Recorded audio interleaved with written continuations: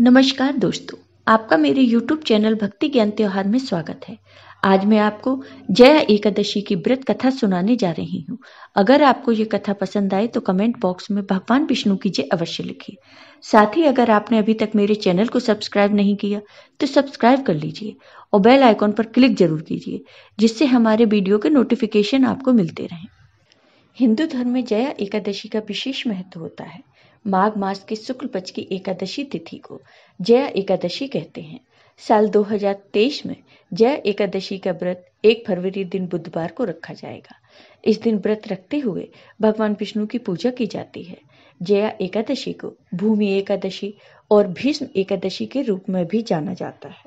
एक बार धर्मराज युधिष्ठिर ने भगवान श्री कृष्ण से कहा कि हे भगवान, आपने माघ के कृष्ण पक्ष की षटतिला एकादशी का अत्यंत सुंदर वर्णन किया है। अब आप कृपा करके माघ शुक्ल एकादशी का वर्णन कीजिए। इसका क्या नाम है, इसके व्रत की विधि क्या है और इसमें कौन से देवता का पूजन किया जाता है। तब भगवान श्री कृष्ण ने कहा, हे राजन, इस एकादशी का नाम जया एकादशी है। इसका व्रत करने से मनुष्य ब्रह्म इत्यादि पापों से छूटकर मोक्ष को प्राप्त होता है तथा इसके प्रभाव से भूत पिशाच आदि योनियों से मुक्त हो जाता है। इस व्रत को विधि पूर्वक करना चाहिए। अब मैं तुम्हें पद्म पुराण में वर्णित इसकी महिमा की एक कथा सुनाता हूँ।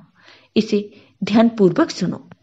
देवराज इंद्र स्वर्ग में राज करते थे और अन्य सब देवतागण सुखपूर्वक स्वर्ग में रहते थे।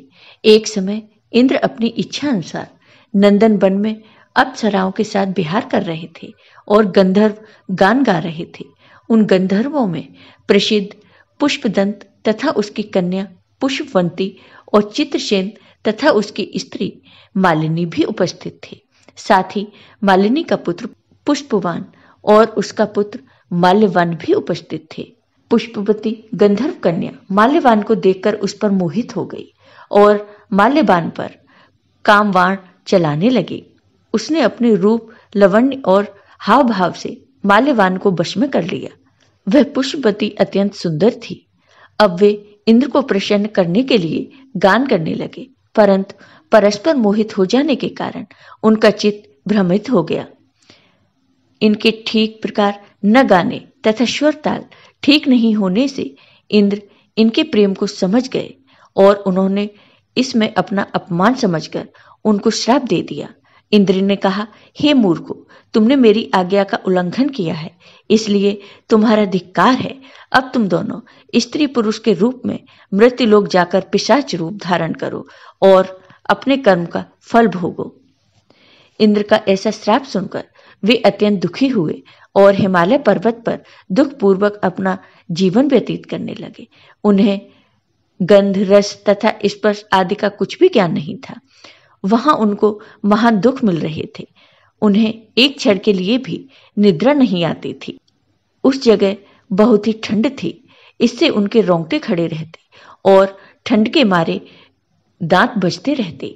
एक दिन पिशाच ने अपनी स्त्री से कहा कि पिछले जन्म में हमने ऐसे कौन से पाप किए थे जिससे हमको यह दुखदायी पिशाच योनि प्राप्त हुई। इस पिशाच योनि से तो नरक के दुख सहना ही उत्तम है, अतः हमें अब किसी प्रकार का पाप नहीं करना चाहिए। इस प्रकार विचार करते हुए वे अपने दिन व्यतीत करने लगे।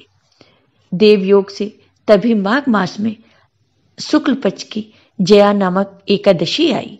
उस दिन उन्होंने कुछ भी भोजन नहीं किया और ना कोई पाप कर्म किया, केवल फल फूल खाकर ही दिन व्यतीत किया और सायंकाल के समय गहन दुख से पीपल के वृक्ष के नीचे बैठ गए। उस समय सूर्य भगवान अस्त हो रहे थे।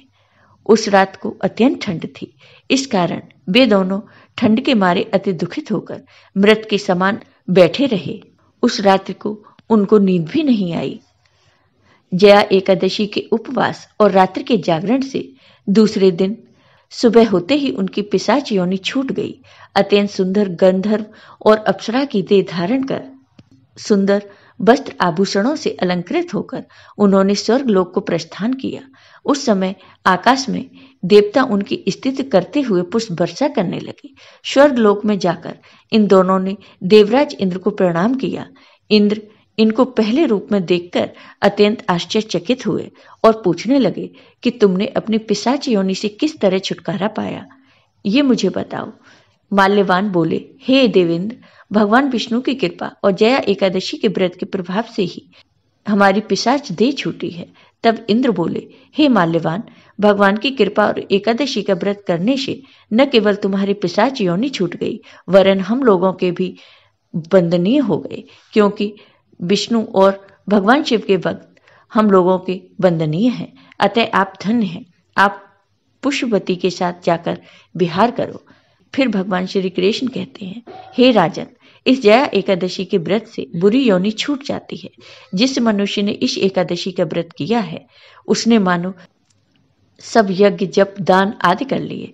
जो मनुष्य जया एकादशी का व्रत करते हैं, वे अवश्य ही 1000 वर्ष तक स्वर्ग में वास करते हैं। जय हो भगवान विष्णु की। जया एकादशी की पूजा विधि। व्रत वाले दिन प्रातः जल्दी उठकर गंगा जल युक्त पानी से स्नान आदि करें और साफ वस्त्र धारण करें। इसके बाद भगवान सूर्य को जल चढ़ाकर पीपल व तुलसी के पेड़ में पानी चढ़ाएं। पूरे दिन ब्रह्मचार्य नियमों का पालन करें। एक चौकी पर लाल रंग का वस्त्र बिछाकर भगवान विष्णु व लक्ष्मी जी की मूर्ति को चौकी पर स्थापित करें। इसके बाद गंगा जल पीकर आत्मा को शुद्धि करें। इसके बाद भगवान की पीले रंग के पुष्प, पीले फल, पीले रंग के मिष्ठान, जल, अक्षत, रोली तथा विशिष्ट पदार्थों से पूजा करें। पूजा करने के बाद जया एकादशी की व्रत कथा सुने या पढ़ें, जिसके बाद भगवान विष्णु की आरती उतारें। इसके बाद भगवान विष्णु की आरती करें। अब भगवान को भोग लगाकर प्रसाद ग्रहण करना चाहिए। संध्या के समय फलाहार करें और इस व्रत का पारण करें तथा रात्रि के समय भजन कीर्तन आदि करें। द्वादशी तिथि पर ब्राह्मणों को भोजन करवाकर उन्हें जनेऊ व सुपारी देकर विदा करें। इसके बाद स्वयं भोजन करें। ध्यान रहे, गाय को रोटी देने के बाद ही आपको भोजन करना चाहिए। इस प्रकार नियम पूर्वक जया एकादशी का व्रत करने से महान पुण्य फल की प्राप्ति होती है। धर्मशास्त्रों के अनुसार जो जया एकादशी का व्रत करते हैं, उन्हें पिशाच योनि में जन्म नहीं लेना पड़ता। जया एकादशी का महत्व।